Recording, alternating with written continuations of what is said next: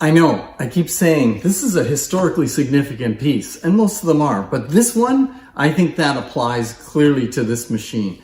This is a very rare machine. It's a Columbia toy graphophone, and it has its original box. It's absolutely amazing that this box even survived, but it's got all the labels intact.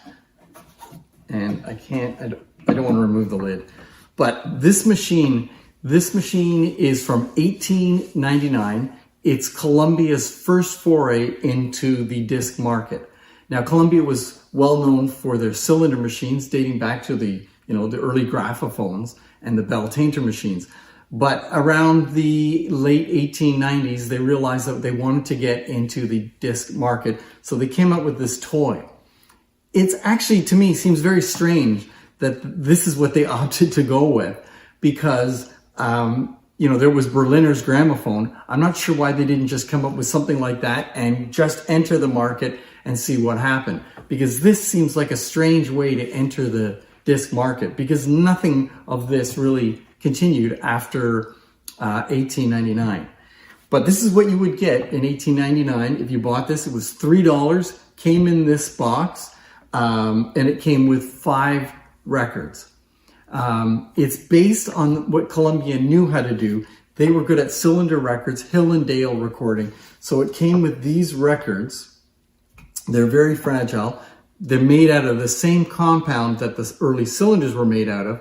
And they're Hill and Dale records, and they play their center start. So you put it on, you put the needle in towards the center, and then you turn it by using this crank. So it's definitely really felt like a toy. These records are also quite small. They're 3 3/8 of an inch, and there's some information on the back. And you'll see that in a minute when I do a close-up. This thing was marketed, as I said, for $3. It didn't do very well. The price was dropped to $1.50, but even then it wasn't well marketed. It didn't really grab the public's attention, and it disappeared after that. Even though they did come out with disc machines, and they did quite well with them. So let's take a close look at this. I've got a lot of stuff here to show you, and it's well worth watching because this is absolutely a fascinating piece to have here. Here's what we have. The first thing you'll notice, as I said before, was the box. Look at those graphics. Oh my goodness, look at that. It's just amazing. And then I can rotate that, show you the instructions for operating it. And then on the back, there's even more graphics. I mean, it's absolutely amazing. And here's the lid of it where it talks about it. Just astounding that this thing managed to survive. What a beautiful, beautiful graphic that is. And here's some information on the machine itself. And here is a close-up look at this little machine.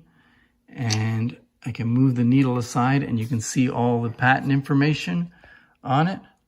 Let's get a good look at that. Just amazing. And it's a beautiful color, and the striping is still there. There's this tiny horn, and then just amazing. Look at these original boxes of records.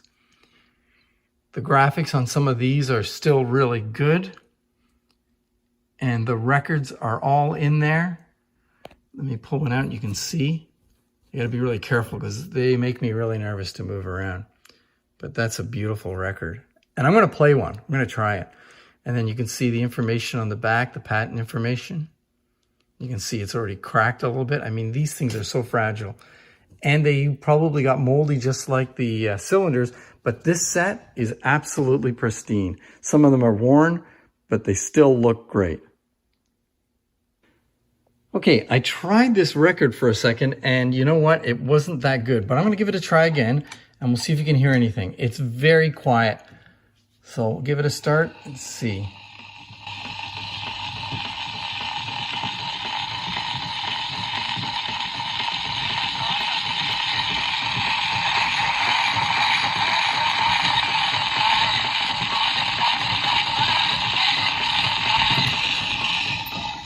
I think you probably were able to detect something. It sounded like someone talking, but the needle started skipping. So I'm going to try another record. I can definitely hear someone talking on this one.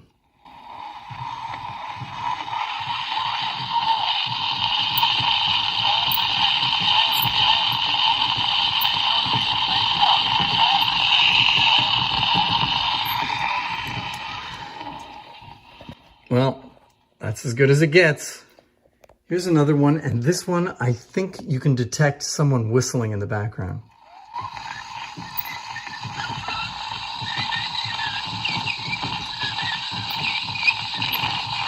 And then it skips. Okay, don't fill my inbox with negative comments because I added a small weight, the weight of a nickel, but it actually improved it quite a bit.